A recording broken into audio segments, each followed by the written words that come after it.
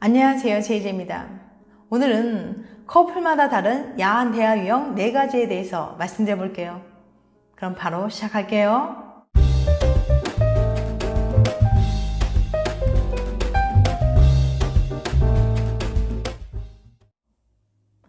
여자들 사이에 그런 이야기가 있죠.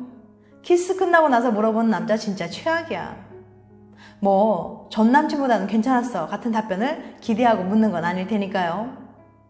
좋아서라는 대답을 듣고 싶다는 건 잘 알겠는데 간질간질하던 분위기만 깨고 있잖아요. 예시 상황. 남자: 내 키스 어땠어? 여자: 분위기 좋았는데 하면서 분위기 깨지는 거죠. 물론 그렇다고 이런 스킨십에 대한 대화가 항상 나쁘다는 건 아니에요. 때와 장소만 잘 맞는다면 커플들의 사이를 더욱 뜨겁게 만들어준다는 여러 연구 결과가 있거든요. 어떻게 할 때 좋아? 여러분은 어떠세요? 혹시 애인과 스킨십에 대한 얘기 나눠보신 적 있으신가요? 심리학에선 성의사소통이라고 하는데요. 내가 가장 좋아하는 스킨십은 뭔지, 내가 어떤 스킨십을 해줬으면 좋겠는지, 뭘 하지 않았으면 좋겠는지 묻는 대화를 일컫죠. 가톨릭 대학교의 이영호 박사에 따르면 사람들의 스킨십 대화 방식은 크게 4가지 유형으로 나뉜다고 합니다. 어떤 유형인지에 따라 연애의 만족도도 달라진다고 해요. 여러분들은 어떤 유형에 속하는지 한번 점검해 보세요. 스킨십 대화 방식 4가지 유형. 첫 번째, 수동형. 수동형은 말 그대로 애인이 원하는 스킨십에 그저 따라주기만 하는 유형이에요. 그렇다고 스킨십을 싫어하는 건 아니에요. 그저 부끄러움을 좀 많이 타서 내가 원하는 스킨십이 이거야 라는 말을 못하는 거죠. 애인의 요구는 제법 잘 들어주고 딱히 끌리지 않는 상황에서도 스킨십에 응해주지만 자신이 먼저 스킨십을 요구하거나 불만을 드러내는 일이 거의 없습니다. 두 번째, 방관자형. 방관자형은 수동형보다 스킨십 대화에 좀 더 닫힌 편이에요. 애초에 스킨십을 그렇게 중요하게 생각하지 않기 때문이죠. 그냥 어쩌다 보니 스킨십을 한다거나 어쩔 수 없이 스킨십을 하는 사람들이에요. 그러니 본인이 원하는 스킨십을 먼저 얘기할 일이 없죠. 상대가 원하는 스킨십 얘기를 들어줄 생각도 별로 없고요.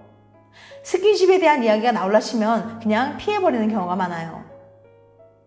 세 번째, 자기중심형. 자기중심형은 일단 스킨십을 매우 좋아하는 분들이에요. 당연히 본인이 원하는 스킨십도 확고하고요.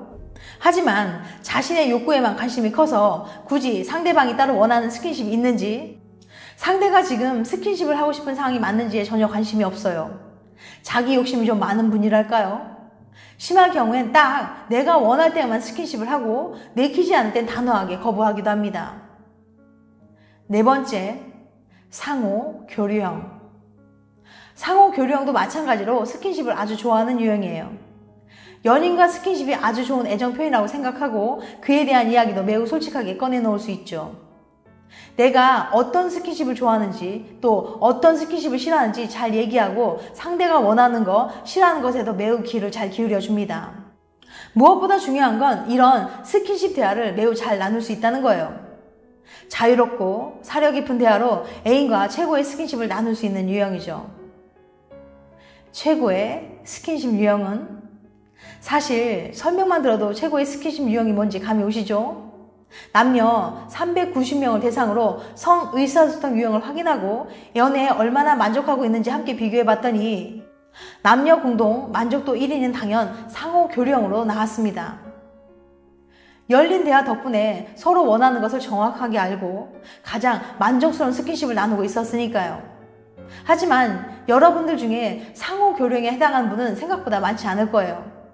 부끄러울 수도 있고 익숙하지 않을 수도 있죠. 그럼 나머지 수동형, 방관자형, 자기중심형 중엔 어떤 유형이 더 연애에 만족하고 있었을까요? 스킨십에 대해 의사소통하는 방식이 남자와 여자 사이에 어떤 방식의 차이가 있는지, 또 나이가 들수록 어떻게 달라지는지 확인해 봅시다.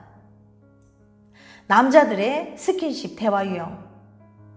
가톨릭 대학교의 이영호 교수는 20대에서 40대 남자 390명을 대상으로 어떤 스킨십 대화 유형을 가지고 있는지 설문조사를 실시했어요. 일단 남자들은 대개 이런 대화 유형을 가지고 있었습니다. 남자의 스킨십 대화 유형을 보면 상호 교류형이 35%, 자기중심형 32.8%, 수동형 27.1%, 방관자형 5%로 나타났어요. 생각보다 많은 남자들이 자신의 욕구를 잘 드러내고 애인이 원하는 것도 많이 궁금해하고 있었어요. 하지만 많은 남자들이 자신의 욕구에만 집중하고 애인의 얘기를 들어주지 않는 자기중심형에 속했죠. 그리고 스킨십을 싫어하는 방관자형은 겨우 5%에 불과해서 남자들은 대부분 스킨십을 좋아하는 걸 알 수 있었어요. 여자들의 스킨십 대화 유형.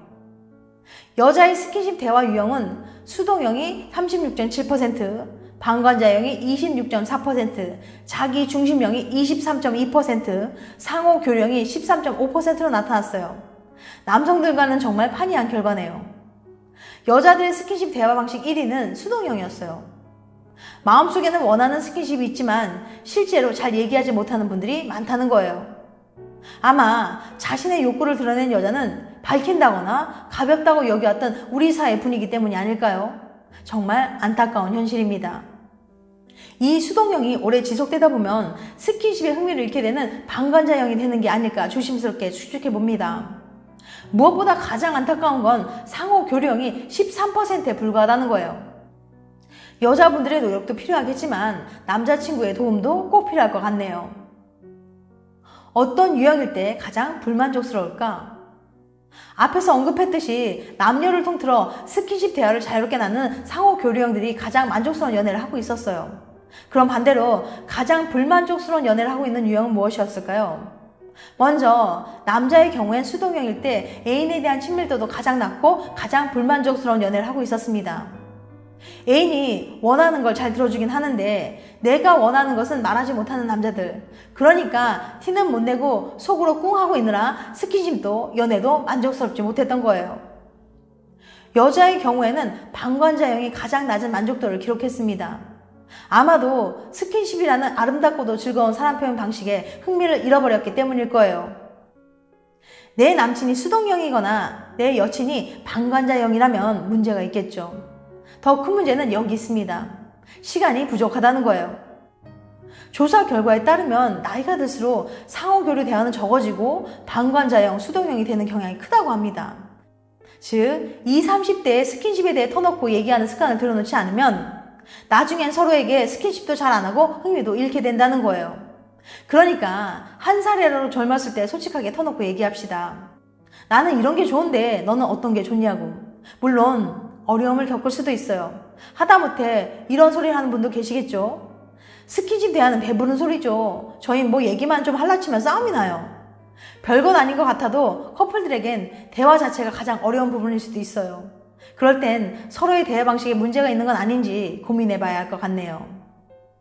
지금까지 커플마다 다른 야한 대화 유형 4가지에 대해서 말씀드렸어요.